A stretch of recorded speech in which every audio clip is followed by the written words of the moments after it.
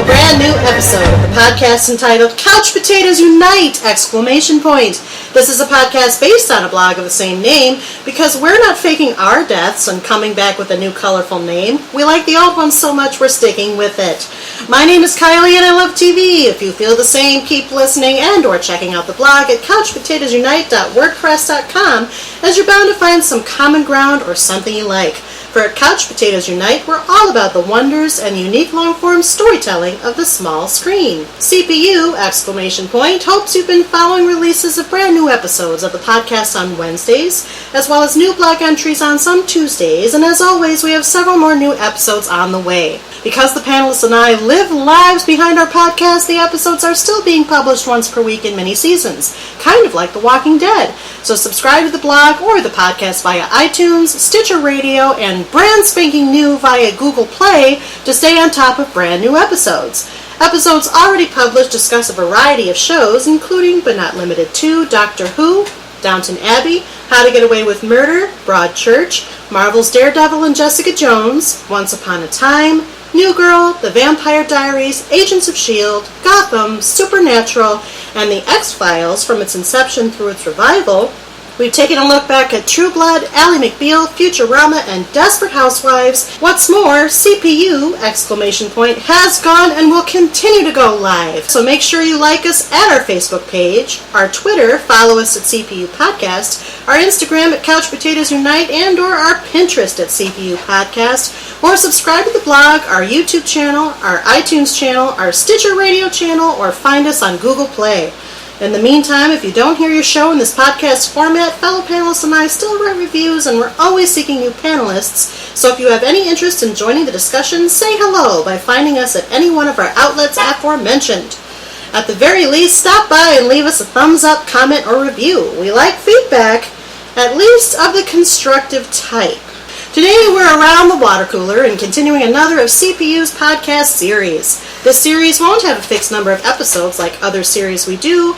Rather, it will be ongoing and will cover a growing number of shows that seem to increasingly fall under one large umbrella, expanding into a well-made, quite popular universe of comic book adaptations as the interest in such adaptations also grows. With that said, today's episode is part 2 of our DCTU expert panel discussing the DC television universe, i.e. television programs adapted from DC comic book properties that have morphed and expanded into one universe. In the second episode of our DCTU podcast series, we're discussing the third and fourth seasons of the show that started it all, the CW's Arrow. Arrow was developed by writer-producers Greg Berlanti, Mark Guggenheim, and Andrew Kreisberg and is based on the DC Comics character Green Arrow, a costume crime fighter created by Mort Weisinger and George Papp. The series takes a new look at the Green Arrow character, as well as other characters from the DC Comics universe. Although Oliver Queen and the Green Arrow had been featured in the television series Smallville from 2006 to 2011, also on the CW, the producers decided to start clean and find a new actor, Stephen Amell, to portray the character. In Season 3, Arrow, as he was known in that season, has become a public hero in Starling City following Slade Wilson's defeat. Queen Consolidated is sold to wealthy businessman, scientist, and aspiring hero Ray Palmer, played by Brandon Routh. Oliver struggles to bring his family back together, an old enemy returns, and Oliver becomes embroiled in a conflict with Ra's al Ghul, played by Matthew Nable. After a tragic event and a rocky start, Laurel, played by Katie Cassidy, sets out to follow in Sarah's footsteps as the Black Canary. John Diggle, played by David Ramsey, struggles with his new role as a family man, as Oliver no longer wants John in the field after the birth of his daughter, while Felicity Smoke, played by Emily Bett Rickards, begins a new career as Vice President of Palmer Technologies, formerly Queen Consolidated. In flashbacks, Oliver is forced to work for Amanda Waller in Hong Kong alongside Masao and Tatsu Yamashiro, and to stop corrupt General Matthew Shreve from unleashing the Alpha Omega, which Ra's al Ghul eventually acquires in the present. In Season 4, the Arrow becomes Green Arrow. He and his allies fight against the terrorist organization Hive, headed by Damien Dark, played by Neil McDonough, who is attacking Star City, formerly Starling City. John Diggle is concerned with finding Hive and learning the reason for the murder of his brother Andy, played by Eugene Bird, who was later discovered to be alive and a Hive soldier. Thea, played by Willa Holland, joins the team under the alias Speedy, but must learn to control herself while fighting, as she now has a bloodlust that may never be fully quenched as a side effect of the Lazarus Pit. Laurel struggles to bring Sarah back after learning of Thea's resurrection from the pit. Oliver decides to run for mayor, and despite having found happiness with Felicity, now CEO of Palmer Technologies, and planning to propose to her, Oliver discovers that he is the biological father to a boy he unknowingly conceived 10 years previously with former girlfriend Samantha Clayton, played by Anna Hopkins. This discovery destabilizes his relationship with Felicity, his life as the Green Arrow, and his mayoral campaign. Oliver ultimately discovers that Damien plans on detonating nuclear weapons and ruling a new world over the Earth's ashes. In flashbacks, Oliver is forced by Amanda Waller to infiltrate the organization known as Shadowspire, starts a relationship with prisoner Tiana, and has his first encounter with the mystical idol that is eventually acquired by Dark. Today, in the second episode of our DCTU series, we'll be focusing specifically upon Seasons 3 and 4 of Arrow. Season 3 aired from October 8, 2014 to May 13, 2015, while Season 4 aired from October 7, 2015 to May 25, 2016. Also starting in Season 3, a spin-off series set in the same universe, The Flash, premiered, resulting in numerous crossovers between the two shows, from characters to whole casts. Thereafter, in August 2015, an animated spin-off Vixen was released, while a second live-action spin-off, Legends of Tomorrow, premiered in January 2016, featuring a number of characters from Arrow and The Flash. In addition, there's been at least one crossover to a show on CBS, Supergirl. Thus, the DC television universe and our podcast series covering same was born. As we discuss Seasons 3 and 4 of Arrow today, it should be noted that all of our panelists have viewed all of the episodes in these seasons and may discuss sensitive plot points. So, for those of you who haven't watched any of Arrow, listen at your own risk, as there may be major spoilers. Welcome back, DCTU panel. How are you? Longest intro ever! Yeah. There was a lot that happened here. More that happened, just especially Season 4, man. That got convoluted. And we'll talk about that. Yes, we will. Yes, we will. But of course, what I have to do to start this thing off is take your temperature. This is our DCTU panel of Jen, Spencer, Kyle, and Hilary, and they're back to talk about Arrow Seasons 3 and 4 with me. But I have to find out where they are. So I'm going to read the standard character question that changes for each show we do. Although this one really hasn't changed that much, because aside from a couple of people, these characters really haven't changed that much. You don't say. I know, right? See, I'm just going to say The Flash so I can run back and change Season 3 of Arrow. The Flash is not on this list, because we will be talking about The Flash later. Barry's in it. He's in it. He's a character in Season 3. He's not on the breakdown. Stop instigating. He's integral to some plot points, though. And we'll talk about them. Okay. Flashpoints. Read our characters. Cassidy. Yeah, of course. Yes, he's not a main character of Arrow because he is a main character of The Flash. So Not just any other character, the title character. Right. So you'll be able to pick him when we get to The Flash. But for now, Love you, Barry. for Arrow, do you watch it because you're a big Green Arrow fan from the comics, Justice League, or Smallville, and or because you love your city, and because you want to be a beacon of hope, living in light and not in darkness, like Oliver Queen / the Arrow / the Green Arrow? Do you watch it because you're secretly or not so secretly in love with it? Also, you're smarter than most people you know when you feel it is your duty to support and extol the virtues of the show and the vigilante hero that you love, like Felicity Smoke. Do you watch it because you want to make a difference and accept that others do too, even if they do so outside the law? In fact, you decide to take up the fight yourself, for better or for worse. Also, you might be addicted to it, like Laurel Lance, aka the Black Canary. Do you watch it because you want to make a difference and think the Arrow has the right idea, so you want to be just like him no matter what it costs you, like Roy Harper, aka Arsenal? Do you watch it because your friends watch it and you feel they shouldn't have to watch it alone, especially since they got you into the mess of watching it to begin with, like John Diggle, aka Spartan? Do you watch it because your family watches it and you want to support your family, or what's left of it, like Thea Queen, aka Speedy?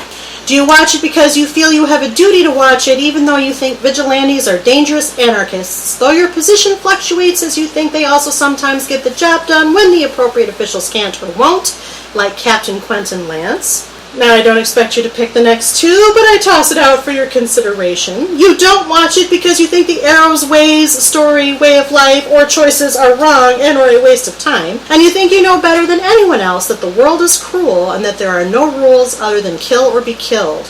Also, you have your own agenda, like Malcolm Merlin, aka Dark Archer, Merlin, the Magician, Ra's al Ghul, he goes by so many names, or you don't watch it because, spoiler, you died in sacrifice or as a result of what the Arrow created, like many of the people who have died along the way.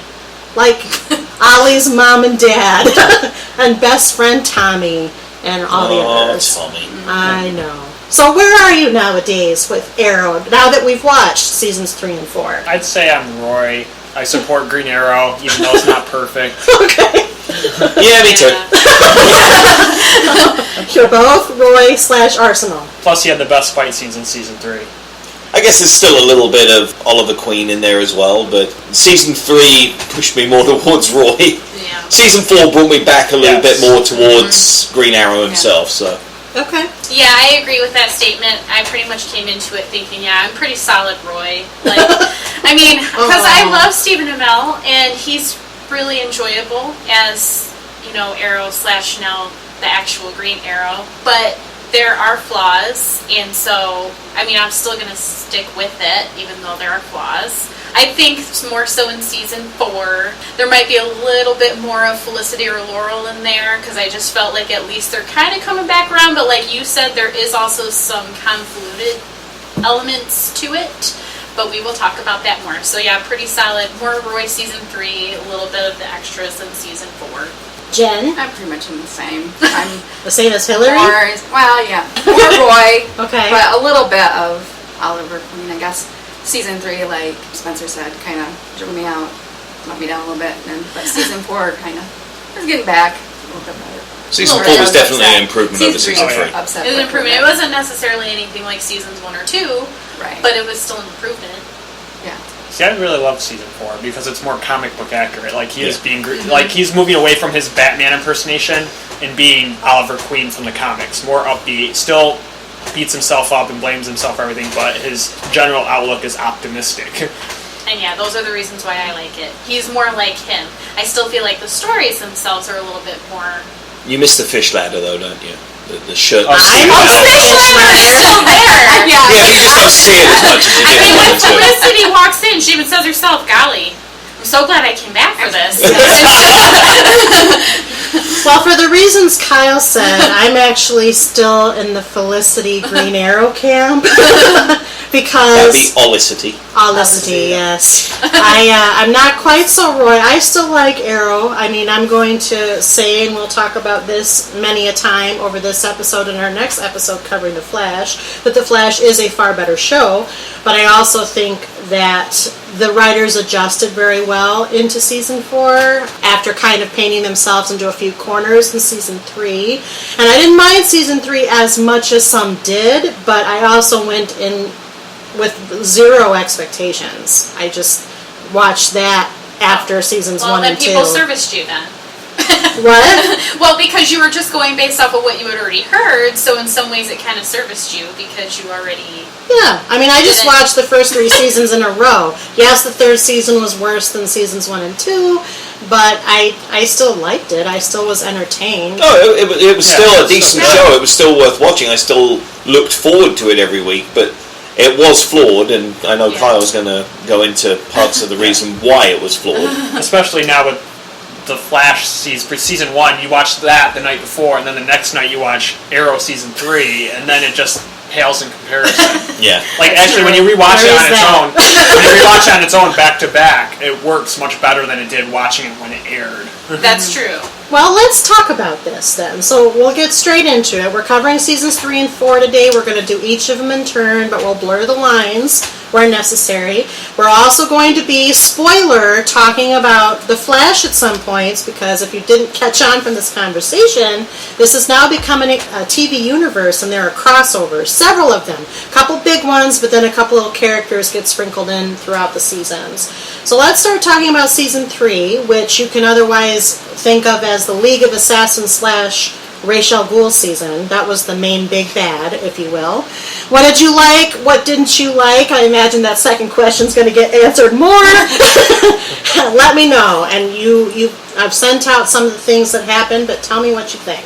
I think Kyle should start off by kind of talking about why Season 3 happened the way that it did from behind-the-scenes perspective, because maybe not everybody knows this. Okay. Right. So, like, when you watch it, the first 8 episodes you can tell are very obviously Suicide Squad. You have Deadshot, Captain Boomerang in the crossover episodes, Harley Quinn's voice. A little taste of Harley. Amanda Waller. And the whole season was going to be based around the Suicide Squad and Amanda Waller being the end villain. Well, they got to episode 8, and then the Warner Brothers executives shut that down because of the Suicide Squad movie.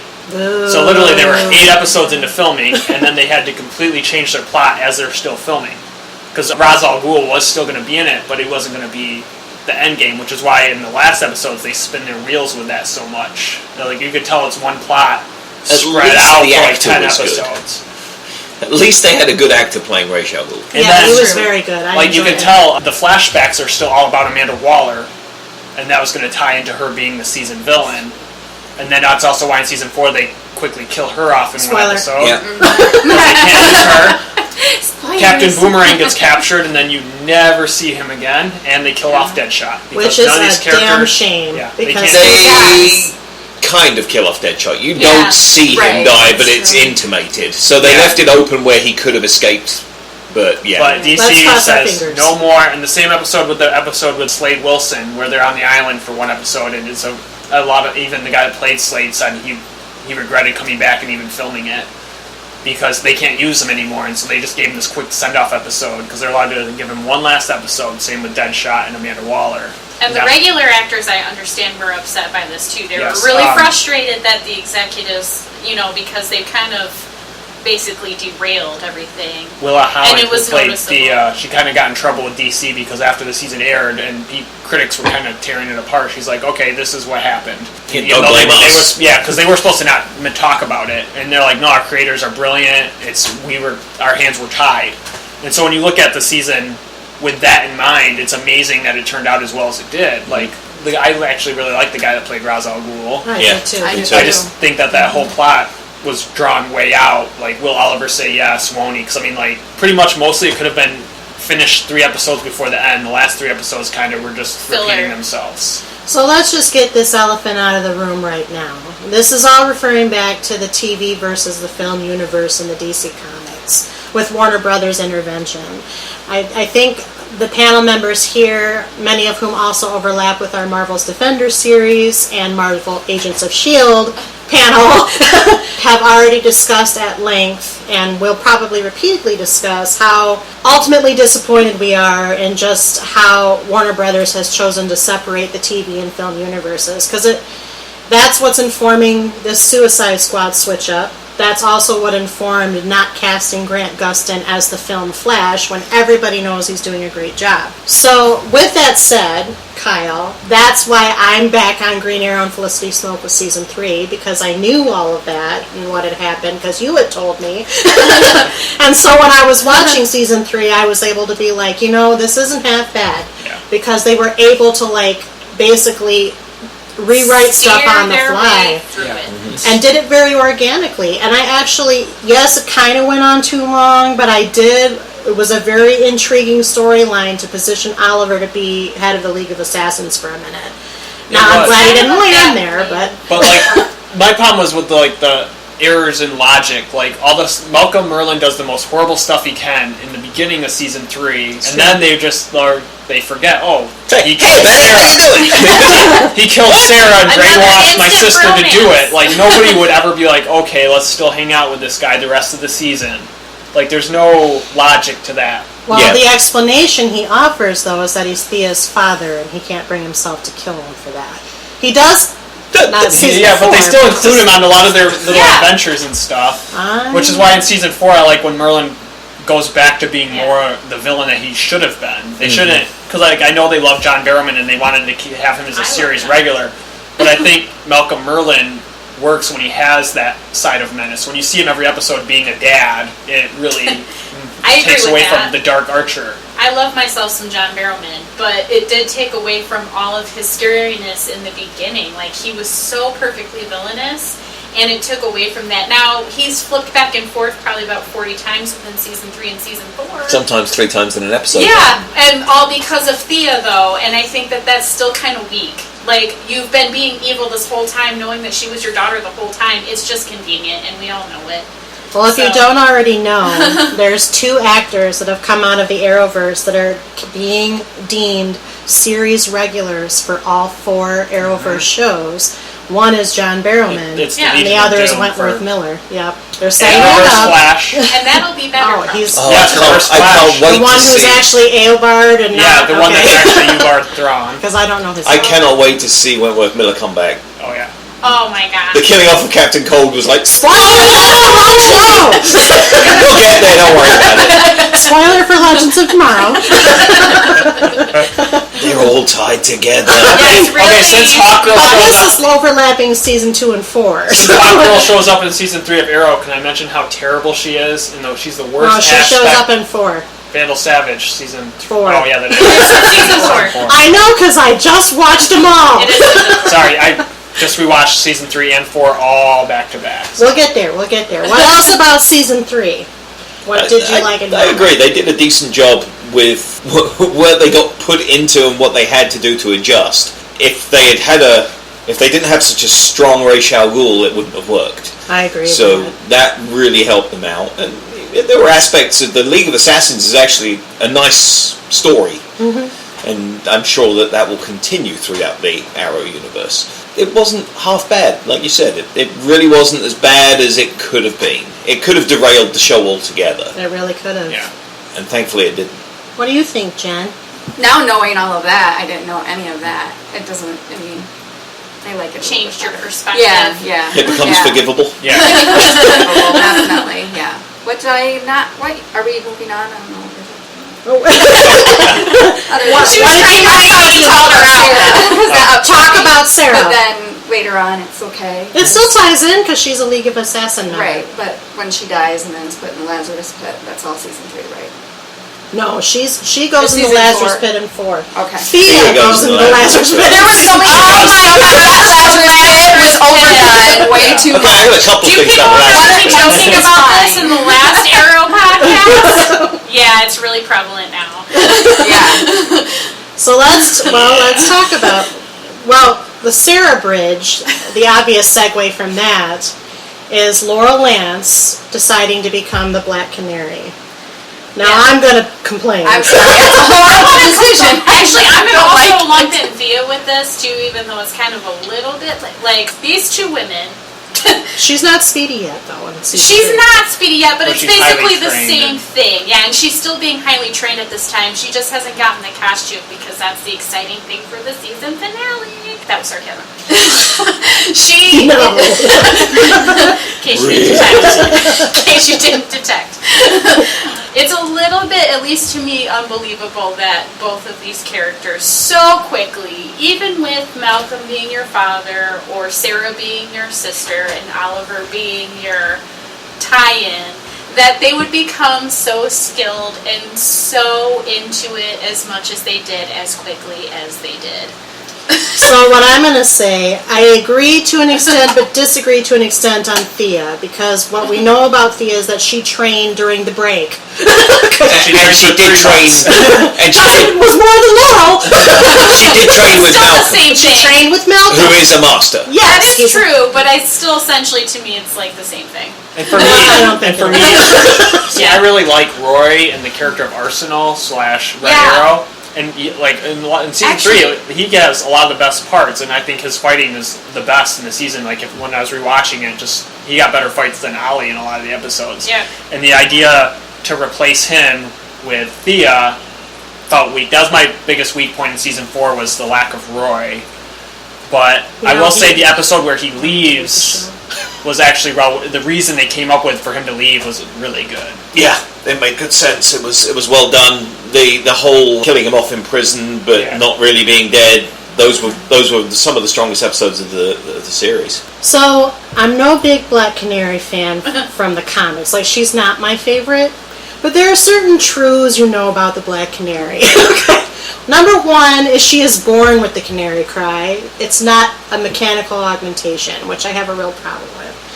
Second of all, first Black Canary has no powers. That's something they created later to give her, because she's on the Justice League and they needed a justification for how she can fight alongside these people. Well, that's where I know her from, is the Justice League, not from her earlier comics, not that far into it. So that's number one. Number two, I agree with everything Hilary just said as far as her ascension to the Black Canary, Laurel Lance's ascension. At least with Thea, as Spencer noted, and as I was saying, you can make arguments to sort of get to how she could be so trained. And she wasn't even speedy until the end of the season, so she was still fighting people for a whole season before she got to be speedy. Laurel just stumbles into it. She decides to put the costume on, put the mask on, and therefore that made her a fighter somehow. But I would argue though that she was never really fighting. She was hitting people with sticks. Yes, she was. Those fights, I'm sorry, they were kind of silly. They were very silly. Especially when Sarah, like, she really sells it. Like, she's really believable in the choreography. And as Black Canary, like, she is such a good Black Canary. Then when you have Laurel come into it, it just really... I mean, no offense to Katie Cassidy, because I like her and she's good in other things. It's not really her fault, but it does look just silly a lot of the time. Almost offensive. So I wonder if that's what they wanted. Do they want it to come across as being silly? But she's silly the whole way through. So she doesn't get any better. She doesn't get any better. Not even in season 4. Maybe a couple moments there might be, but... Well, I don't know. I mean, I'm being nice now. I like the team of them, but I still feel that I never connect to her or her... I know she's decides to become Black Canary as an homage to Sarah, who dies, but then comes back to life later. And actually, I prefer her as the White Canary than I did the Black Canary with Sarah. That's Legend of Tomorrow. But it just, to me, the whole thing was just terribly executed. That was the worst part of season 3 for me, was Laurel in general, and then becoming Black Canary. It was just not, and I know why they did it, because she is Black Canary in the comics. Did Dig get his helmet in season 3? No. That was the first episode of season 4. Mm-hmm. Yeah.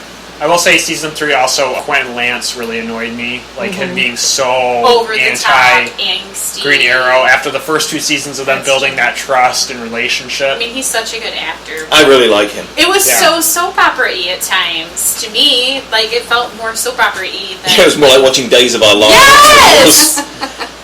I know, he talked about Malcolm flip-flopping, but Quentin did.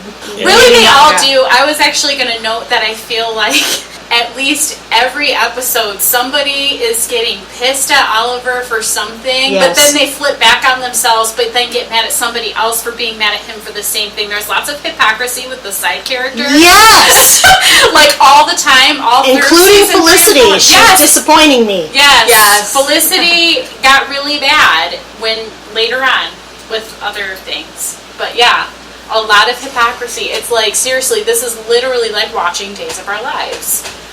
Especially because... You people know what you got yourself into. Hello? Well, that's exactly what I was going to say. And we'll get to that more, too, when we talk season 4. But I totally agree with everything you're saying. There's a lot of calling out on Oliver. And you know he has the 5 years of trauma. And you know he's suffered some major setbacks. And... you know, he could become a better human, that's fine, but none of those people have any right to tell him how to do it, is all I'm saying. He needs to hear it from somebody outside that circle.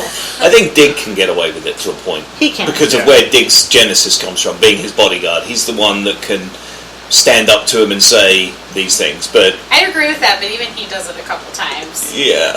Where he goes back on him and he's like... And there are reasons for it. There's things that, you know, make him do it. But, you know, a lot of the things that they get mad are Oliver's actions or decisions that he makes. I mean, Oliver makes his decisions with reasons behind them. And then they act as if once they find out what happened, why it happened, they suddenly act like there's no way he could have ever made that decision. And how dare he? And blah, blah, blah, blah, blah, blah, blah. It's way too much chatter going back and forth over things that I feel like to a degree they should kind of be more understanding about, considering they are in the Arrow team. That's just me. Usually it's about how he's lying, but that's season 4. We'll get to that. Season 3, what we can talk about, and everybody keeps wanting to jump ahead to other shows, but what we can talk about is the arrival of Ray Palmer, played by Brandon Routh, formerly Superman, okay, who will soon to become the Atom. What did we think about him? See, when I saw he was cast, and I thought back to his performance as Superman, I'm like, oh dear God, no. I actually really like him as Ray Palmer. I think he's beautifully cast. He plays the character with this genuine innocence that comes off very well for me, at least. Yeah. I He's like very him. likable, Yeah. and they don't try to, because, with Oliver, when they started, he was very Batman-esque. With Ray, they just let him be Ray, his own character. Mm-hmm. And it's refreshing, especially with all these other serious characters, and then you have Ray, who lightens the mood, and is just a fun character. I will agree with all of your words, except I liked him as Superman. I think the movie around him was That's not good. probably Yeah, I think he was actually a very good Superman. That movie obviously was not great, but... He was a better Clark Kent than he was a Superman. Okay, and I can get behind that too. But I just, yeah. Henry Cavill's a better Superman. Oh, yeah. So Than now, Clark Kent. Than Clark Yeah. Kent. Mhm. That's fair too. But yeah, I would just, yeah. I like him too. I like Brandon Routh. I like his chemistry with Felicity. I like how they put the two of them in a relationship because they're basically Similar. the same person. They're cute. They have some really good comic relief. It is weird that she has dated literally half the Justice League. Yeah. She's got a thing for guys in spandex. Okay, I don't blame her, but you're kind of a biatch at this point. She's Not got the really. Green Arrow, the Flash, and Superman slash the Atom. She gets around. Hey, I don't blame her. Not bad for a nerd girl. Yeah. That's all good. A lot of guys like her too, though. So. No. Really? What I really like That's about fair. Felicity is just her awkward statements. Yeah. Because she plays It'll them always be the so best. well. She'll say something that obviously has a connotation to it, and then the look of surprise and oh my God, I just put my foot in my mouth again. My foot in my mouth again. She's really fun, and I hope that she does stay with the show for the foreseeable future. I do too. I have a prediction, but we'll get to that after season 4. In season 3, though, Olicity consummated. Yes, they did. Much to the chagrin of poor Ray Palmer. He doesn't have so much good luck with the ladies. They're always liking somebody else. Well, they like to go with the money, but then, if you compare Ray to, say, Bruce Wayne, as a girl, who would you rather be with? Bruce Wayne's far more interesting. So how are we comparing to Bruce Wayne here? Are you saying Oliver's like Bruce Wayne? Oliver's more like Bruce Wayne. The way they wrote Green Arrow Because for the they're show the is they bad made boy. I'm just going to say in there's bad general, boy if I have aspect to to it. choose His between personality. Brandon Routh and Stephen Amell, I'm choosing Stephen Amell. But Well, I mean, obviously. I'm just saying. I mean, Spencer already brought up Poor Fish Letter. Ray. Need we say more? No, I like Brandon Routh. He's adorable. I also like Grant Gustin. He's very adorable. But Stephen Just Amell. can't wait to talk about it. She wanted to say it. I felt it coming. Oh my. But anyways, yes, Felicity gets around. Woohoo! Go you! Girl power.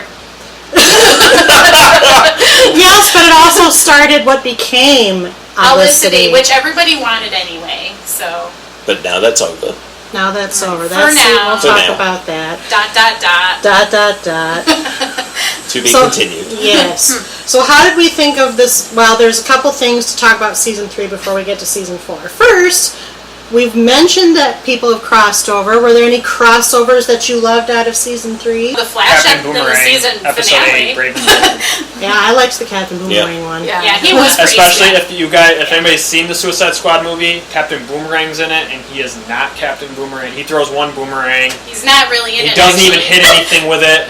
Well, that's lame. That's ridiculous. Exactly. That's And then you stupid. see him in Arrow. Why would he call He himself fights an that? entire Argus building, and the choreography and the way he uses his boomerangs is exactly like It was how I picture it. It was very good. It was really good. Well, yeah. Well, for the record, I really liked where they were going with the Suicide Squad on Arrow, and Warner Brothers, you are stupid. Yes.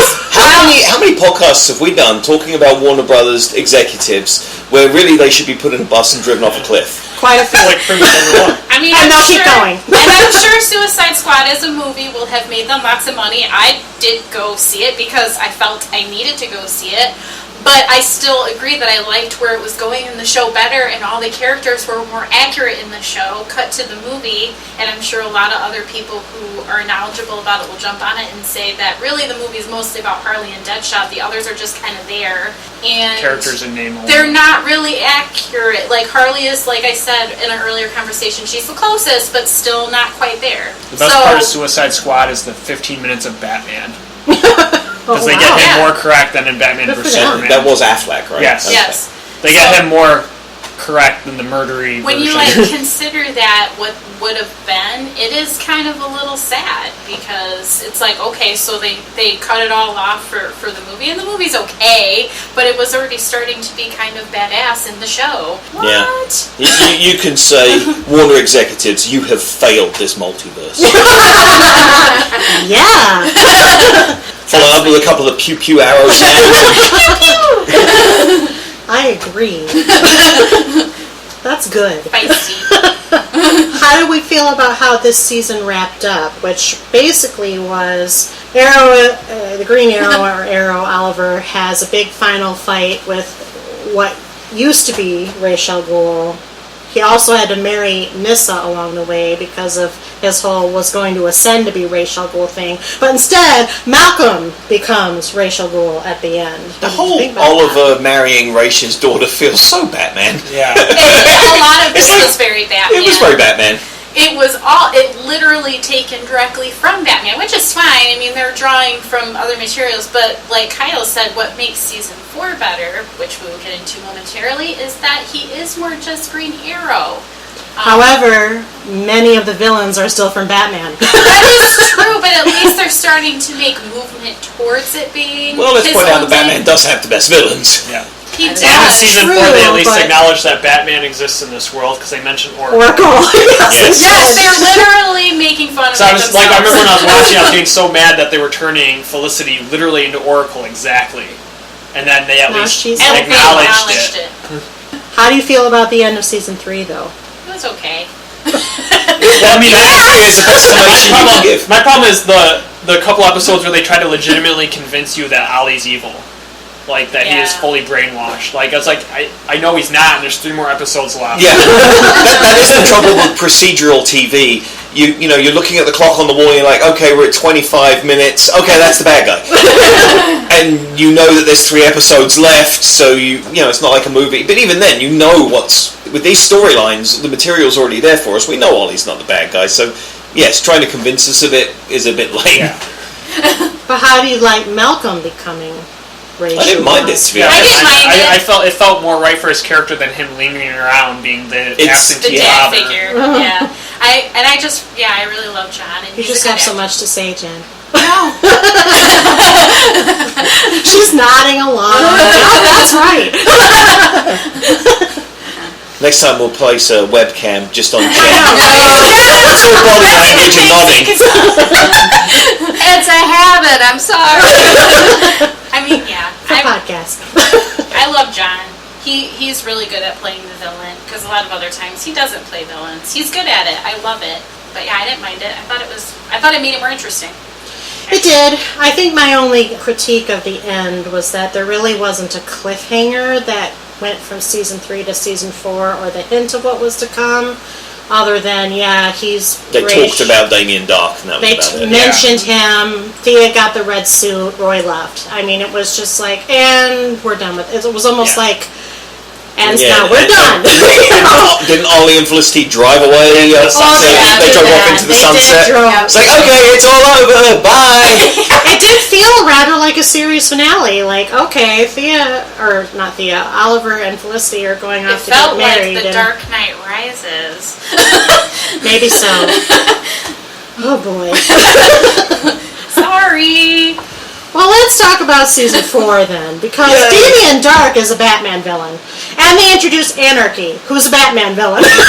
So let's say though that Neil McDonough was absolutely fantastic. He's awesome. He's I love brilliant him. in all the things. He's When I saw he was amazing. cast, I was like, perfect. Yes. And love actually, him. on that, he's actually Damien Dark. They combined two characters because one is Dr. Dark, who is a Green Arrow villain. So there's Damien Dark and Dr. Dark. Well, that makes it 50% better. 50% less annoying.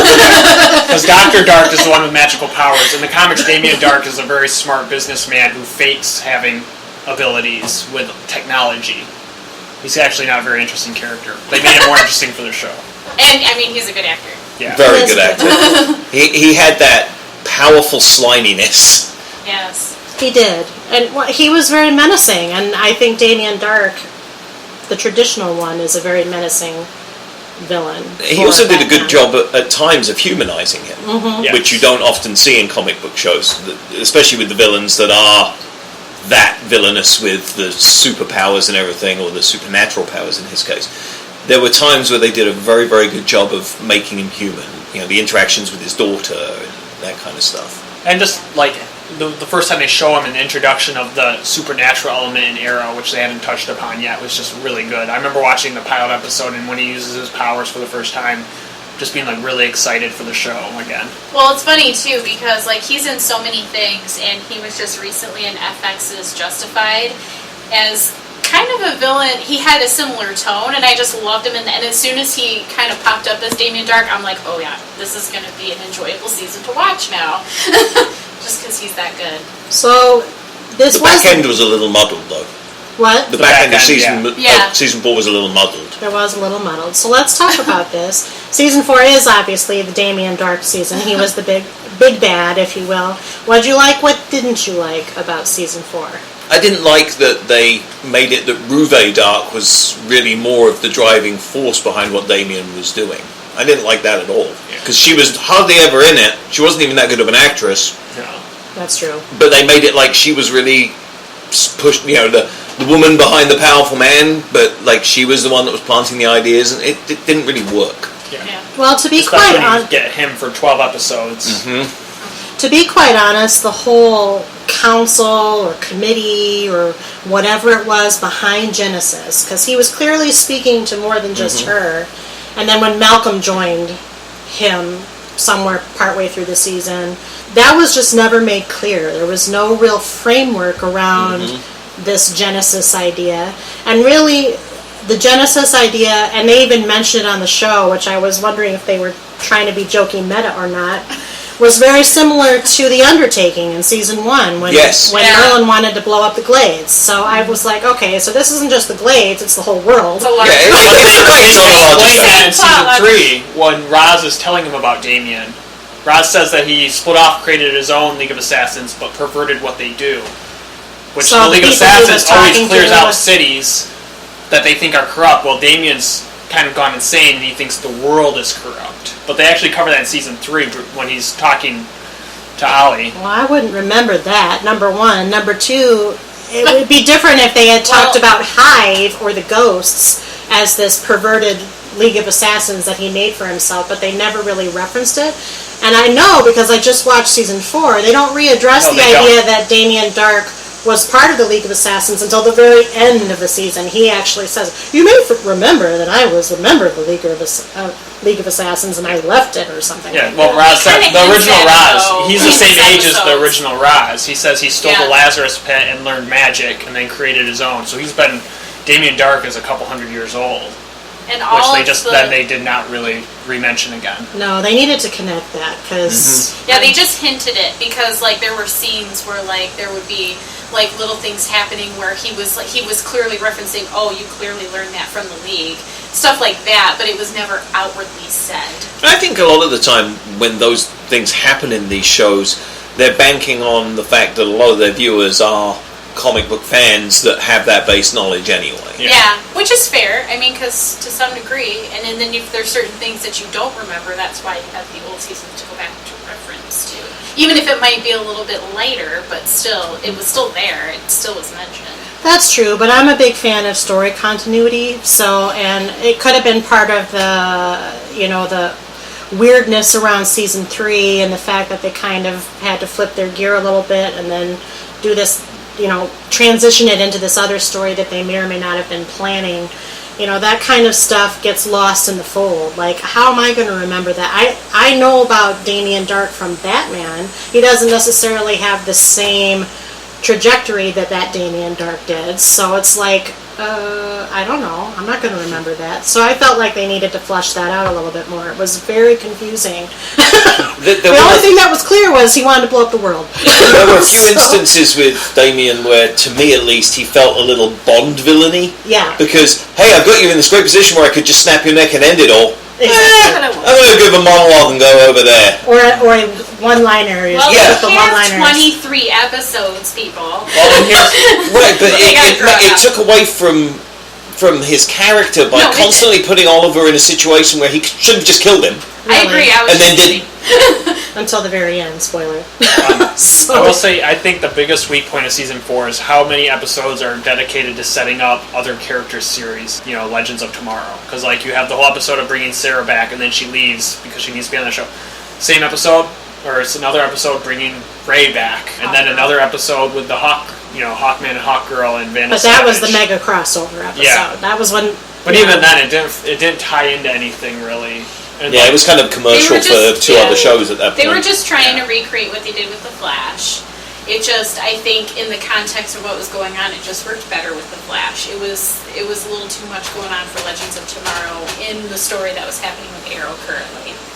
Well, okay. I didn't mind it, and I loved the big crossover, actually. And, we'll get to talking about Legends of Tomorrow, which is also a flawed show, but at least...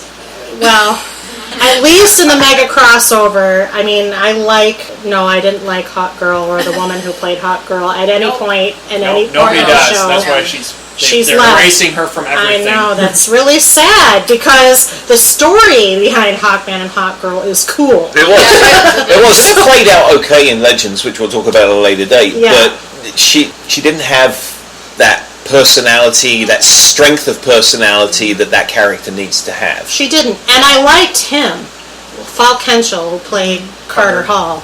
I liked him. I mean, he had the personality of the character, but he was a little wooden on screen. He was wooden. But I think that's because of her. If anybody's seen Carter on Smallville, they got him perfect. Yeah, he was very good on Smallville. Yeah. But still, in the context of Arrow, because that episode was the Flash, then Arrow, and they all tied together. It was one big, gigantic event. So I liked that one. I do agree that bringing Sarah back was incredibly forced. And I don't agree about Ray because I feel like... Which was Constantine's cameo as well. Yeah, which we should also talk about momentarily. I enjoyed that. I actually liked that one a lot. They were some of the best episodes of the season, quite honestly. Yeah. And his interaction with Ollie was just really funny because they're just such opposite ends of the spectrum because John Constantine doesn't hold anything sacred or serious. And then with Ollie, who's always laser focused. So how many of the panel watched Constantine? I watched chunks of Constantine because of my husband sitting next to me. 25 minutes of the first episode and I said, oh dear God, no, I'm not watching this campy garbage. So I will cover this separately on the blog, and I know you've said that before. You're right. It gets better at episode 6. But then they cancelled it anyway, so... I know, they cancelled it. And unfortunately, that was a writer's problem. Completely a writer's problem. They did not know what story they were trying to tell at first. Well, part of that was the network. I mean, the network that it was on was NBC. NBC. They didn't give them barely any creative control. They kept trying to turn it... They wanted it to essentially be supernatural. Oh, which Supernatural gets almost all of its mythology from Hellblazer, the Constantine comic, the guy that created that success. The irony. But it's just, their notes and the things they're trying to mold it into was just not. Stop trying to mold it, just let be. it be. Note to writers, if you write a show and NBC comes to you and says, we want to do it, you have no bloody chance, that's what NBC stands for, of getting a season 2. But Matt Ryan pretty much signed one of those deals where he will, anytime they need Constantine, he will be John Constantine. Like, they did an animated movie, Justice League he's Dark, really good. and he returns to voice John Constantine. So Constantine is one of those characters that I've kind of always liked, and it's never been good until he played it. He was good. Book Constantine. Like, you open up those pages, and that, like, once you see him play it, anytime you read the comic, you're going to hear his voice in your head. Mm-hmm. He's excellent, and I'm very glad he's actually going to appear in more of the multiverse episodes. Which is fantastic. I'm very excited about that. I do recommend pushing through on the Constantine series. The only sad part about it is it ended with a very intriguing end note, and then they canceled it. There was a big twist, and then canceled. So, and the big DC characters, the Spectre was about ready to appear. I know all that kind of, So Constantine appeared on Arrow and got to. I thought that was a really good one-off that he did. I didn't mind Ray coming back because he was already on Arrow, and we knew he didn't really die. Sarah, actually, we watched die. Ray could have shrunk, and we found out he shrunk. See, my problem is they combined the Ray with Damien Dark. Like, it just like, okay, none of them could find Ray or even figure out that he shrunk, and then Damien just happens to have him in the I thought that was funny. It was funny, but I was watching, I was like, how did he get him? It just felt like the whole miniature city from Superman. Yeah, Kandor. It felt like Kandor, but with a person. Well, they are borrowing a lot from all the other DC comics. There was also a one-off of Vixen. Who watched the animated spin-off Vixen, which is like a half-hour webisode. I watched like one and I wasn't interested. I was like, it's only a half hour, the whole thing. Yeah, it's DC desperately trying to create a new character, which usually just doesn't work. Like, she's the past not 10 years of them creating and new characters. And she's played by Angie from that 70s show. They recast her. Oh, no! See, that's what I'm like. Stop trying to apologize. Because apologizing. I'm just saying. Vixen she's going to be a main character in the second seasons of Legends of Tomorrow, and they didn't like that actress, so now Vixen's a new Vixen. Wow, this just disappoints me every time we come to talk about these things. I was actually getting into it, and I actually liked her little live-action one-off. It was not one of the stronger episodes. We're at the same place every time we talk DC. They have the best material with the worst executives keep making decisions that take away continuity, that spoil shows in general. Executives need to back off and let the shows organically happen, like Marvel seems to do. Well, the Flash is doing good. The Flash is doing good. They must be leaving them alone. They have a bigger universe. But what will they do once the Flash standalone movie is green? I don't know. That scares me. It scares me a lot. Yeah. Because that show is one of the top 5 shows on TV for me. Easily. That's my second favorite now. Yeah. It really is. Arrow is in my top 5, but I haven't decided where. Not 1 or 2. I know, and we'll repeatedly say that multiple times, not just in this episode, probably in all of them. But what else did we think about Season 4? Ollie's officially the Green Arrow. We talked about that. Olicity. I like his new uniform.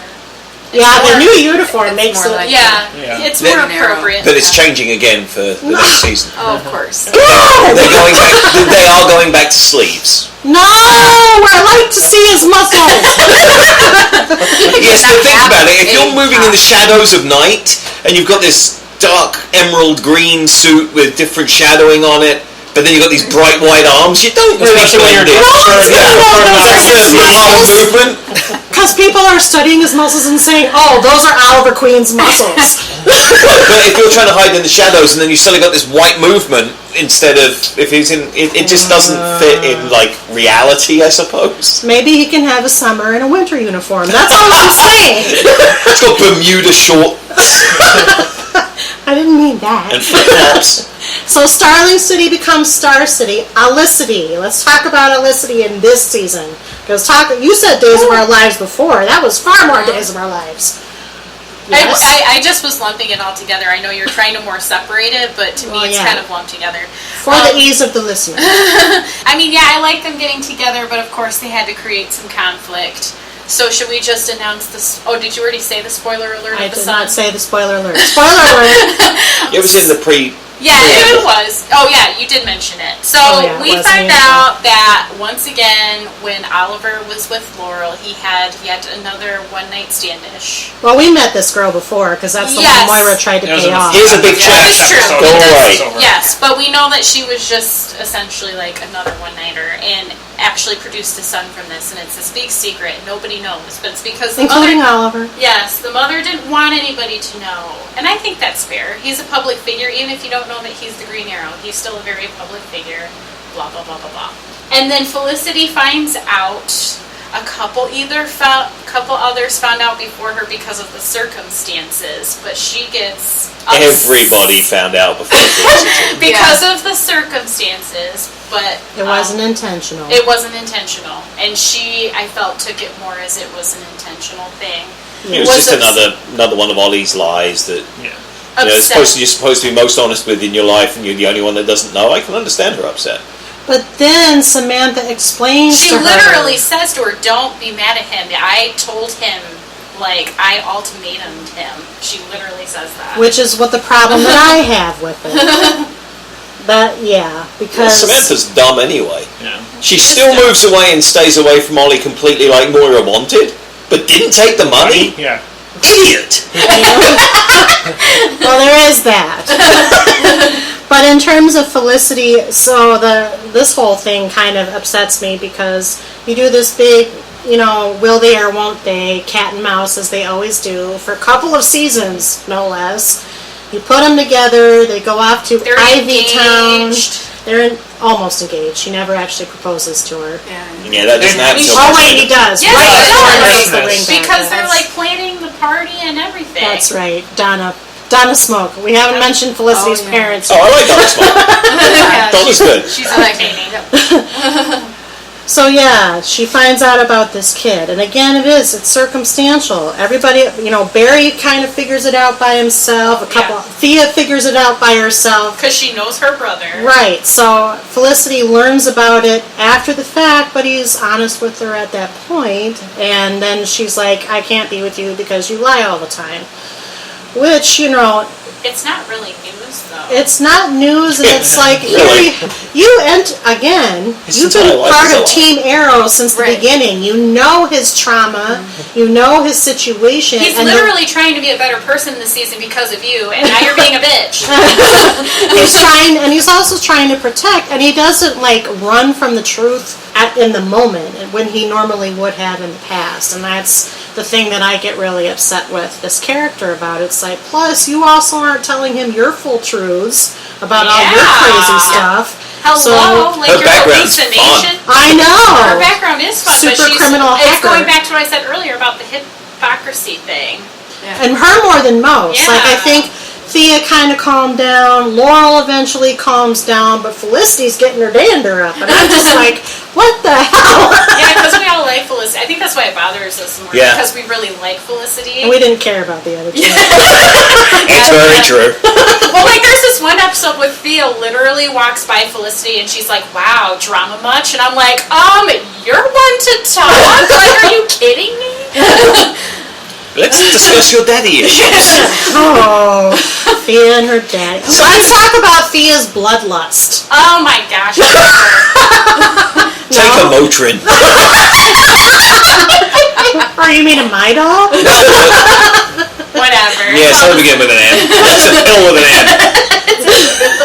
Something I did notice in the whole thing with Ollie's kid, which I found very amusing, is that the kid has action figures of the DC universe. And his favorite to start with is the Flash. The Green Arrow saves him, he's like, nah, I like the Green Arrow. That's my favorite. It was cute, but I liked it. What toy manufacturer is going to go make an action figure of a vigilante? Unless you... Whatever. Okay. You must have been messed up.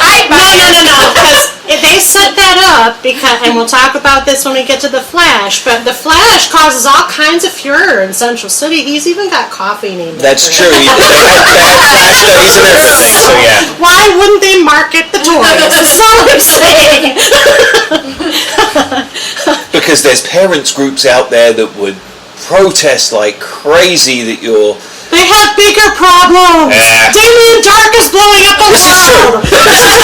And it is the comic book universe, so action figures exist. Exactly. So we get her bloodlust, which to me is quite tedious and overwrought. And then we get Sarah back from the Lazarus Pit, and even though they go find a soul with Constantine, she's still got bloodlust. Everybody's got bloodlust. She's feral. She's a little feral. She was here's the way thing past about what that, happened with... Like with Sarah, they're like, oh, it's because Constantine fixed her. And then in that episode, Constantine goes to Arrow. Oh, if you need me, just call me. And then when Thea happens, like, oh, Constantine can fix her, but let's just not call him or bring it up again. That's that happened. And then somehow Damien Dark touches her and she's okay for a while. And no explanation as to how that happened. I like that he couldn't hurt her, though. I thought that was kind of cool. That when he touched her, it was like, oh, wow, good. It just begs the question. I guess here again, you had to know that he perverted the Lazarus Pit. I don't know. I think the Lazarus Pit. Going back to that, they use it, and then they think, oh, we're using the Lazarus Pit too much. So instead of like just kind of drifting away from it, let's destroy the Lazarus Pit. Okay, what if we need that again? It's like you really painted yourself into a big problem there, destroying the Lazarus Pit entirely. Oh, there's probably another Lazarus. Yeah, that's Yeah, Now we they have don't know. Barry, who can just, alternate timeline to anything. Flashpoint. Yes, we'll It's get to the that. Flash. And season 3. Comic book 2. people. We haven't. They're hinting at Flashpoint. Oh, yeah, that's true. Yeah, Flashpoint is Season yes, finale is where they go. Yes. Well, the first episode of season 3 is titled Flashpoint. Oh, right. Grant Gustin has said on Yeah, it Twitter, is. season 3 is Flashpoint. Yes. And we'll have Kid Flash, I just know it. Anyway, that's the Flash. Let's talk about Arrow. What else from season 4 that you liked or didn't They like? killed off Black Canary, who's supposed to be Oliver's wife. I know! Children. This is a big deal! That's the only reason I thought that they were Flashpoint. making Felicity and Ollie break up. The only thing that makes this because he is supposed to end up with Black Canary. Like, that is just canon. Like, Here's my prediction. Like, rather It's than gonna him suck. driving off into the sun Well, I with already kind of Felicity. know what happens, so. Because they already said Flashpoint brings Laurel back. That changes my prediction. Yeah. I heard Katie Cassidy wasn't coming She's back. coming back in the season, maybe not as her right. They're just but pulling the they Johns, guaranteed, though. they said that she will be in this season. Flashpoint is going to change a lot throughout the entire... Well, series. yeah, but we can't talk about that now. But it's relevant at least right now to what we're And, I talking mean, about with Arrow, because you wanted if it our tells you prediction. anything, Damien Dark is also in season 2 of Legends of Tomorrow. He's one of the main villains with the Legion of Doom. Yeah. So, Well, a lot of season 4 of Arrow is going to be rewritten. Season 3 and 4, there's going to be a lot of things that happen in 3 and 4. 1 and 2 with Arrow were the best seasons. And season 5 is going to be much closer in feel to seasons 1 and 2, and Flashpoint allows them to basically erase a lot of the garbage that happened in 3 and 4. That's true. And Stephen Amell has been on social media, like, hinting like crazy. Yeah. He's excited. He's Well, and, totally excited. They found a way to kind of erase the exciting. executives at It's Warner exciting Brothers. when they're excited. Yeah, and that's actually kind of what happened. With them getting Supergirl and everything, DC put somebody else in charge of their DC universe, a comic book writer named Jeff Johns. And they lifted a lot of their bans on some of the characters, which means they don't want to get us too up. They said you might see more direct Batman characters. You will see Superman. Oh my god, I'll pee myself. Well, they are. Now, this is Legends of Tomorrow, but they've already made reference to the Justice Society of America. That's happening a lot in... They've cast quite a few Cast characters most of for them Legends for of the- Tomorrow. I am so excited. So, the next season of Arrow and the next season of Flash, it's like, for comic book fans, it's really exciting because they're taking a lot of the shackles off. Just based on the success of season 2 of The Flash. And They're starting to realize, and all the feedback over the past 3 years. And our moderator was just getting giddy behind the scenes, but Superman, we've all seen Superman show up with Supergirl on social media, so. Yay! I'm so excited. This is my comic book happy place right here. Arrow season 4. Anything else about Arrow season 4? I think it wrapped up pretty well. I think it did too. Yeah, it's not as strong as others that we'll talk about soon, but it's still pretty good, especially compared to other DC-related shows that are on TV. Gotham. Yeah. Well, and we met Felicity's dad, super hacker Noah. Oh, yeah. I thought he was pretty good. I like Yeah, him. He's good. I actually do not like the character because the character's just it's like they combined Riddler and Clock King, A little bit. Yeah. but they actually made him interesting. So I like her interesting. parents. that actor They're was funny. really good. Oh, and they paralyzed Felicity and then gave her the ability to walk like 3 episodes later. Yeah. That was good. Oh, we haven't talked about Curtis either. I really like Curtis. Oh, and he's Yeah, important. yeah. He's Black, yes. A gay character who survived. Curtis. Well, he's Mr. Terrific. He's Yeah, a superhero. Mr. Terrific. What? Yeah, he's Season important. I didn't know Season that. 5, Mr. Terrific. He also, See, if he Jim also doesn't know, is in I'm some not gonna Justice know. League comics. I don't know. I don't know. Tech guru. Yeah, he's tech. He's a fun character, and the actor they got is just really He's fun and great. It's fun, yeah. It's good. He I is like like him. the dude version of Felicity, really, and they joke about that, but he's so entertaining. They have good scenes together. They do. Yeah, I they do. enjoy them. And I love how they tied in Ollie becoming mayor, starting with this big speech and rousing the citizens of Star City to join the Green Arrow in the fight against Damien Dark. That was pretty Ghostbusters 2 ending. It was. Yeah, It was a Ghostbusters 2 ending. cool. Stop raining on parades, Kyle. Yeah, I love Ghostbusters 2. I like the homage. That's one thing. How else was he going to beat that guy, Kyle? That's one thing with the Berlanti DC universe does very well is pop culture. I was gonna say, There are so many beautiful references to pop culture, and we'll get into this a lot more with The Flash because of Cisco Ramon. Thank you. Yeah. Every episode he has something that just makes me go, yes! But that's something they do very, very well, and it's one of the more enjoyable things of the show for me. Yeah. Anything else you want to say about these 2 seasons, or do you have any predictions for season 5 other than Flashpoint rewrites everything? Season 5 is going to go back and harken back to the way this show started, which really kicked off this whole DC universe, and it's going to go a little darker, a little more fun. I've got high hopes for it. I'm giddy. and also, Giddy by all this discussion. because like a lot of people in the last 2 seasons got sick of the flashbacks, which I will say Oh, are the yeah, we weak haven't point really for me. talked about that, They but- said the flashbacks are going to be less in season 5. It's technically It's the the last last year, one. yeah. And they're going to give, instead of just like all Ollie on the island, they're going to give other characters their flashbacks. So you get a little more backstory in everybody since they have such a big cast. Which I think will liven it up a little bit. That will. Because I do have to say, I didn't mind the flashbacks in season 3. That was actually more of the high point than the present day stuff with Tatsu and... I didn't really Even like that I didn't like it, because Yeah. all that was setting up Katana for Suicide Squad, Tatsu. Because she's a I main member of the know, Suicide but- Squad. I just so. didn't like them, and I get the reasons for them because it was trying to help them set up the. I just don't like, and I hated the idea that Ollie left the island. Because, like, that is not, Because he was like, he supposed should have been on that island surviving, struggling. The fact that he's just, like, living it up in Hong Kong. Like, yeah, he's a secret agent, but it felt wrong to me. Well, they brought him back. I And didn't that's really why, like the 'cause season comic book 4. fans freaked out. So, Yeah, like, okay, exactly. they dropped him back on the island. But then that story was not good. No. There was no real good payoff from that story. No, other than, I think they had to show how he got the tattoo and the shark bite. And, like, almost everything in that story just felt like, It was, And he I jumped in know. the water and got bit by a shark real quick. it was background. Yeah. It was all background. And the idol. We get to see the idol in action before Damien I actually did like comes the in. bad guy that was in charge on the island. I thought Baron that, Rider. yeah, it was good.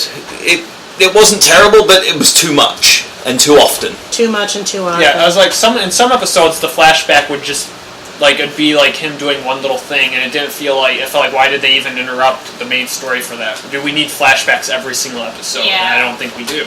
I agree. There were too many flashbacks. And they could have lumped some of the stuff they did together more, too.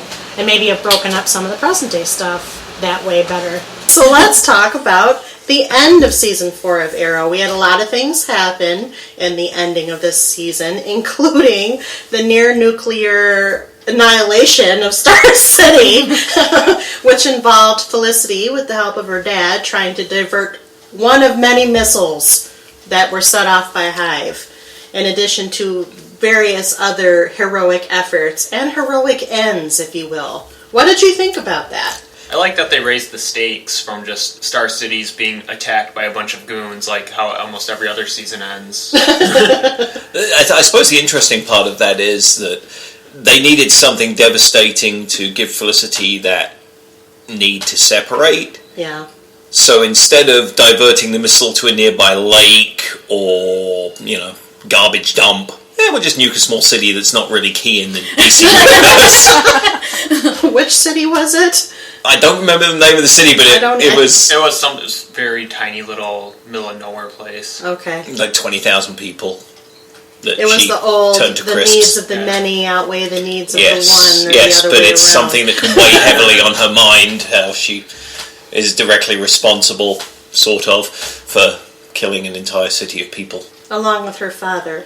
Mm-hmm. Who didn't seem to take it as hard. He was pretty chill about it. I did like him. I liked the actor and I liked the character. It was good to have a reason why, especially after seeing the bimbo mother for so long. But her mom is funny. She's funny. She's a great character, but she's a bimbo, complete but she's bimbo. funny, but it works. I mean, Ollie could walk in, take off his mask, walk back out, and she'd say, "Who was that?" She's that dumb. But the father gives a reason for Felicity. Yeah, but that's the joke. That's where her charm comes from. But the father gives you so much of where Felicity comes from. So it was really nice to kind of get that backstory of her smarts, and even her wayward younger days when she was like goth Felicity. That's actually what I liked, though, about that. Like right at the end where you see them side by side at their keyboards, like Uber typing. I mean, they do a really good job of making it seem like they're truly hackers. I'm kind of jealous of that a little bit. Okay. But I agree with that. I like the fact that we got a little bit more backstory on her and a little bit more rounding out. I think in some ways she's one of the more fully fleshed out characters on the show. Every guy that watches it will agree with that. Are you making a reference or innuendo? Shoot, I'm a girl. I'd date her. Wow. Didn't know that about your sister. And my husband's sitting right here. He would let you date her. Kylie, you and I might need to talk. Okay, anyway.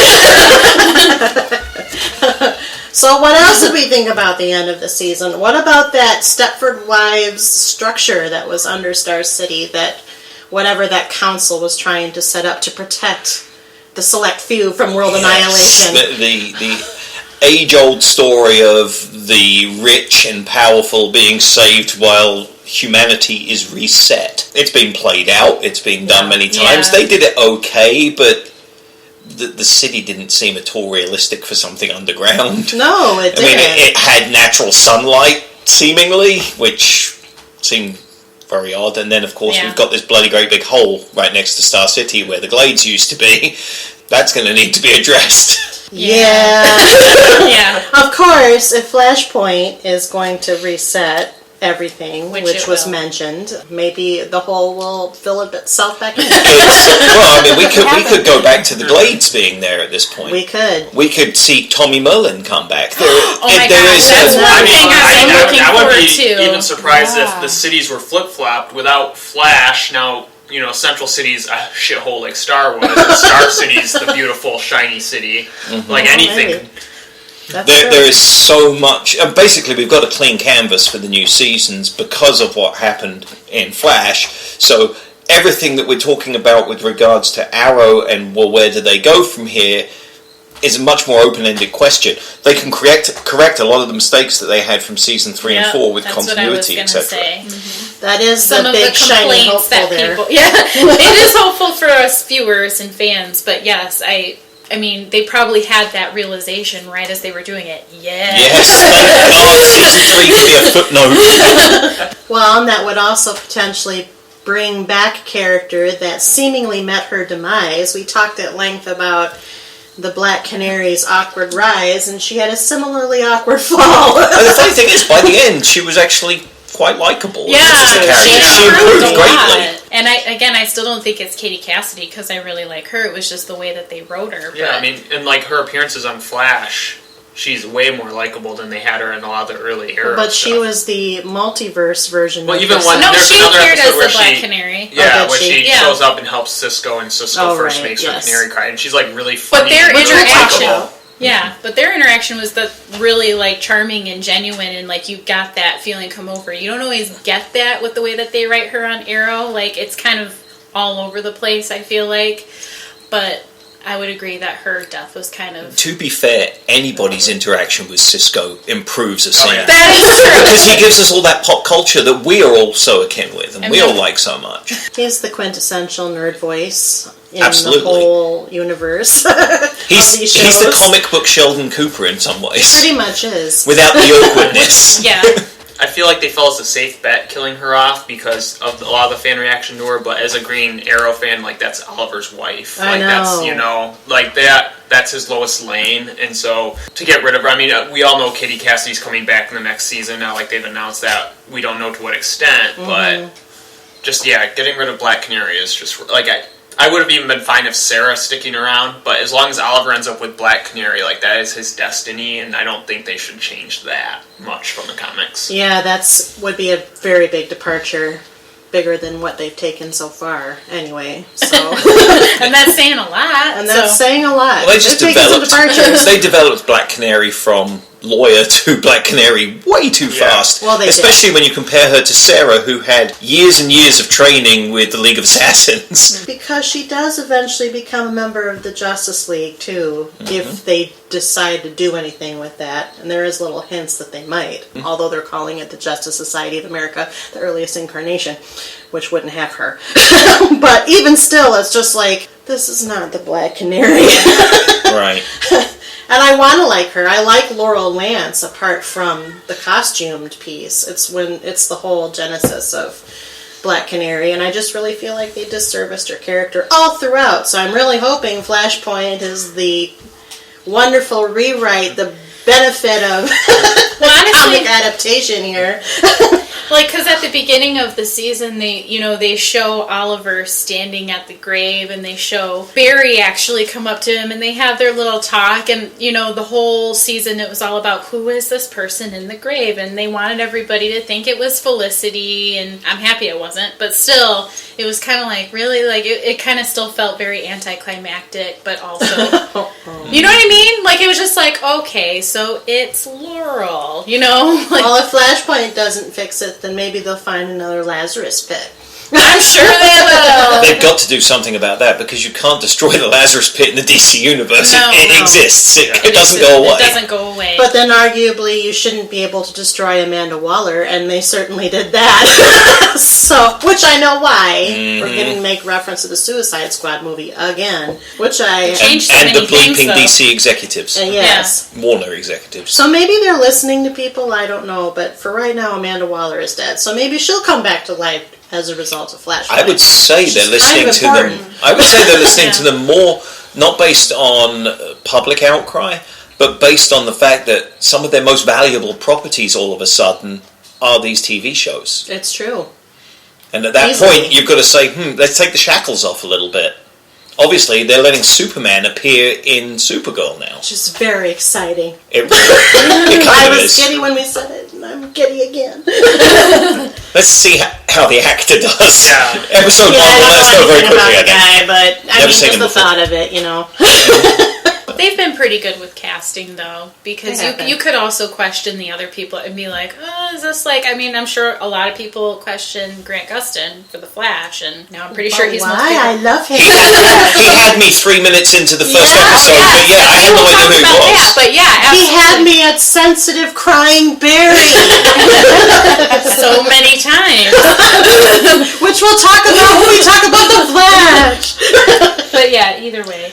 Either way, well, Overall, season 4 was better than season 3, but I agree. that's I easy agree. to say. Yeah. I really liked.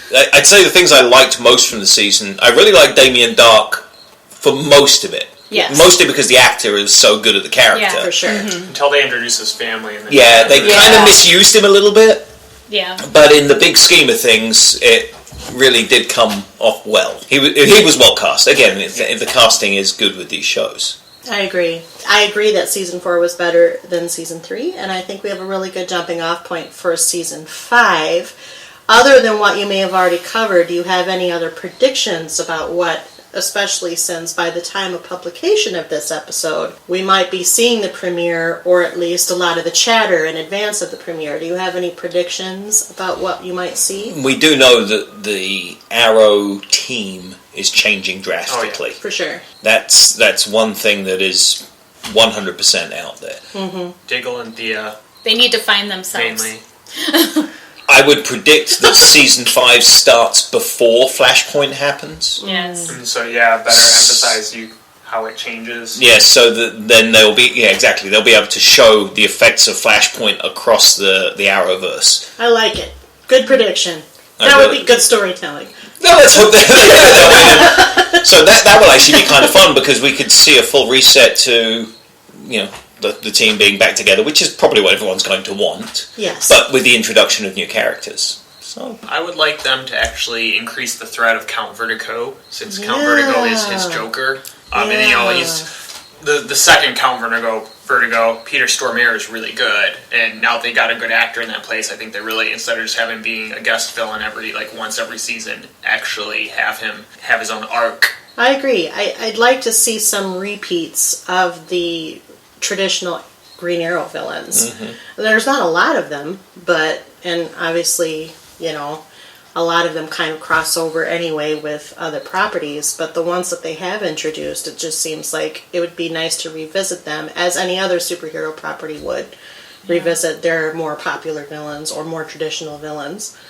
it would be nice to see a solid nemesis that is continuous throughout the show rather than the whole villain of the week. I don't mind villains of the week, but I would still like to see that continuous, arc. Sherlock has Moriarty, so, Superman Unless has that Lex person Luthor. is Merlin, Yeah. because But he no, is because becoming a series regular for the 4 multiverse shows. But I don't see him as, that main villain to go against Arrow. They work together too often. Yeah. They converse Maybe together too often. Flashpoint will make him evil. He is evil. Like really evil. Separate the two of them? Yeah. Perhaps. I don't mind Merlin as the bad guy, and if he goes to the full Dark Archer, I want to see... he kind of started. Yeah, I would prefer to see him as the Dark Archer than I would as Ra's al Ghul. Yeah. Yeah, me That was a too. little weird. Yeah. It was too over the top. Yeah. Although Kyle had mentioned that Tommy Merlin is supposed to be Merlin. Yeah, Tommy Merlin is the Merlin from the comics, Right. not Malcolm. So what if he gets brought back to life and becomes well, the actual Merlin? we just went to Chicago Comic-Con, and Colin Donnell, I think is his name, he was there. And so, he had him there with John Barrowman, who is Malcolm. And that's what I'm saying. It's like, it makes me wonder, why are they, because they're still circuiting him for Promoting Arrow. Arrow, yeah. So it makes me think, maybe they don't want people to forget about him. The only thing I would say there is he is a series regular on a show on NBC. He is, but What no show? one's going... It's a hospital show of something. But people aren't going to Comic-Con because he's on a hospital show? No. So, but he would, his schedule, I believe the show is produced, the NBC show is produced in Chicago, and Arrow is in... be able to do... Yeah, and I think it's on Chicago Med, I think. And the other show is produced in Vancouver, so if he's going to be a regular on both shows... It was just scheduling. It's scheduling-wise. So it would maybe be a he'll decision. just make little appearances to start off with. Kind of a shocking reintroducer, but... Does anyone watch Chicago Med? Maybe I don't- his character met a demise. That's what I was just thinking. Maybe they're going to cut him off or he's leaving I don't the show. watch Even just medical for, like, stuff. how- Past generally. Because even for just the couple episodes of Flashpoints where it's the heavily changed universe before things get fixed, if they have him be the Dark Archer, and just for a couple episodes, I'd be happy. That would be so awesome. I really liked him as Tommy Merlin. I know we talked about that before, but I found him a good ad. I was really bummed when he died. I was. I think I cried. Yeah, that's what I'm saying. I was really upset. Well, I was more upset about that than Laura. Me too. Well, that was a very impactful death because, and also one of those kind of beautifully literary deaths because he was caused by his father and his grandmaster plan, even though, Malcolm Merlin is very explicit about how much he loves his kids. Obviously, he indirectly or directly caused his son's death. And that's why he's so overprotective of everyone's favorite Thea. So, I'm just saying, that's where we've come. So,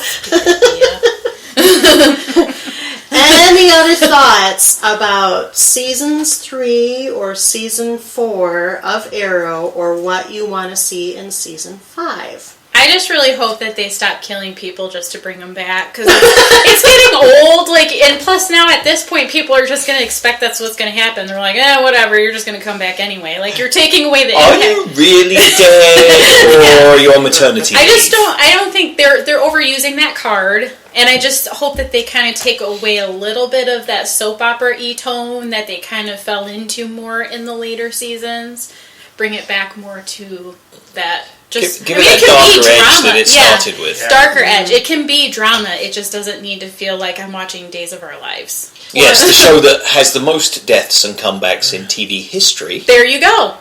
However, it is a comic book device that is used in the comic books over and over and over again.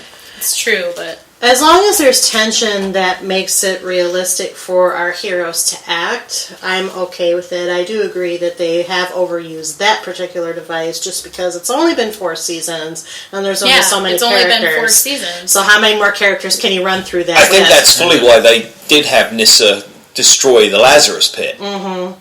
But at the same time, they just took away a major part of the DC universe, which bothered me. Well, who knows what Flashpoint's going to reset? I know, it all comes that makes down everything to very, very exciting. That really does make it very exciting. It does. However, they have to deal with before Flashpoint, and then obviously after Flashpoint, where things are corrected partially back.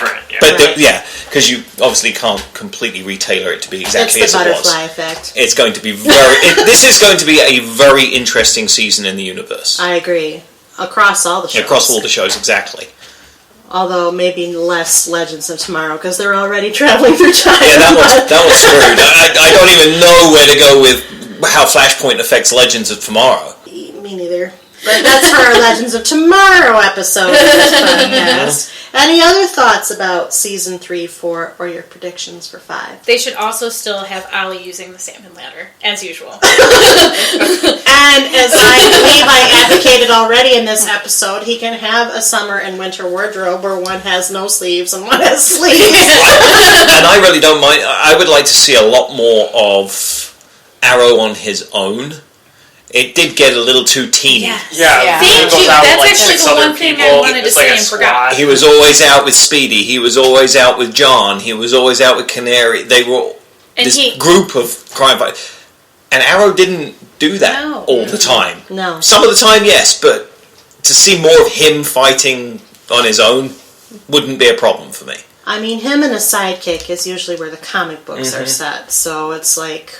Yeah, he went straight to a team with really no sidekick bridging. Yeah. And stop alluding to the idea that Felicity could one day be Oracle. I'm so over that. Yeah, it's not funny anymore. Why? It was kind of funny. We crippled her, but then we put a chip in her back. So, is she Oracle or not? I don't know. Stay tuned. I think at the point that was mentioned, it was meant to be a cheeky homage. Who knows what's going to be reset now, you know?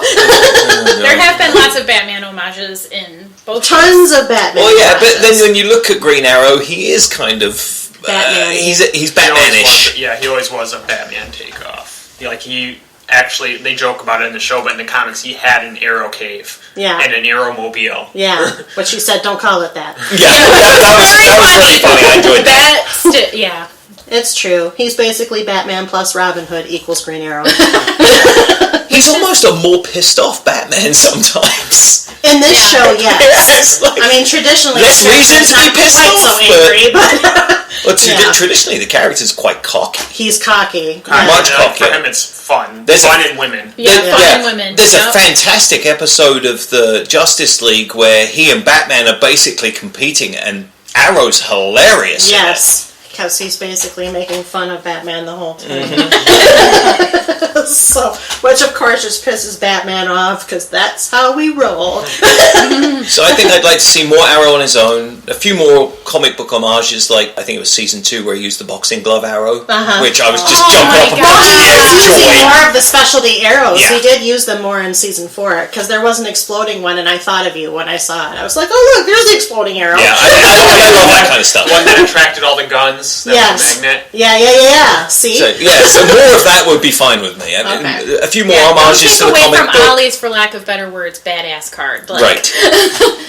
Yeah, he's kind of got a mojo going. Yeah. as it were. Do them, but do them realistically. Like they did with the boxing glove. He was in a boxing gym. He rolls over, jabs the arrow into a glove, rather than pulling a boxing glove. Why do you have a boxing glove? But so the way they're doing it has been good in that regard. More of it would not be a problem. Jen, you have any thoughts? I thought Jen was. My mind is on that image that he just. It's funny. Would you mind holding on? The boxing glove is actually stuck in the quiver. This is a whole new show you're creating. That I'm not on board with. You know there's going to probably be a spoof movie of all the superheroes. There has to be at some point. Hasn't there already been? I'm surprised there hasn't been one already. Yeah, they're probably worried about getting sued by Warner Brothers lawyers. And we'll continue to sideswipe Warner Brothers as we continue this podcast series. Or just flat out hit him in the face. Are you going to keep watching? Yes, absolutely. Yep. All right. The show. And would you continue to recommend Arrow to the casual fan, or just anyone? I would. After this season, I would. Season 3, the way it ended, I wouldn't. Okay. So But season 4 changed your mind. Yes, it definitely went back on the upward swing. Well, yeah, if you think about trying someone who's not, like, into comic book related things and, like, trying to convince them to watch a show, because I have friends like that, and I'm like, no, you need to watch it. But if, yeah, like Kyle said, going off of season 3, that would not be the best way for me to convince them. But it did improve quite a bit by the end, so. I think Arrow is pretty accessible even for a non-comic book fan, just because of how it's set up and what he is and what he stands for, and because there is so much Batman crossover and everybody knows Batman, so I'm just hoping that one day they do allow a Bruce Wayne appearance or something at a, Ollie's at a cocktail party or something, and there's Bruce. Superman that would be now. really cool. Or just even like Flash running in the future and just like seeing them as grown adult, like Justice League. Yeah, that would be cool. I would be ecstatic. I'd probably wet myself, to be honest. I was just going to say, I would probably poop myself. There would be a lot of nerdgasms across the room. Which apparently involved the bathroom. Hey, we're redefining nerdgasms one day at a time, Spencer. Get a cloth. And on that note, with that said, I would like to thank the members of the DCTU podcast panel for Couch Potatoes Unite, Jen, Spencer, Kyle, and Hilary, for joining me once again to talk about Arrow seasons 3 and 4. Our next episode in this series will focus on The Flash seasons 1 and 2, which I can attest this panel is particularly Twitter-pated to talk about. I just wish we could talk about it tonight. Right? With that said, as always, there are several more new episodes coming down the pike for CPU. We have the ongoing American Horror Story series panel, which has rotating moderators between Sarah, Nick, and me. So if you like the horror, make sure you tune in for that. We actually have a third live podcast coming down the pike. I'm only going to hint at it for now, but by the time this goes to publication, it should be in line with that announcement, and it is going to be very comic booky. So if you like comic books, that's going to be the live podcast for you. Until that time, follow us at couchpotatosnight.wordpress.com, like us on Facebook, follow us on Twitter, Instagram, and Pinterest. Make sure you find our YouTube channel, Stitcher Radio, iTunes, or Google Play, because we're everywhere now. We have lots to talk about, many TV shows we cover, and more as the season now underway progresses. Until that time, keep listening, keep watching, stay tuned. Bye-bye.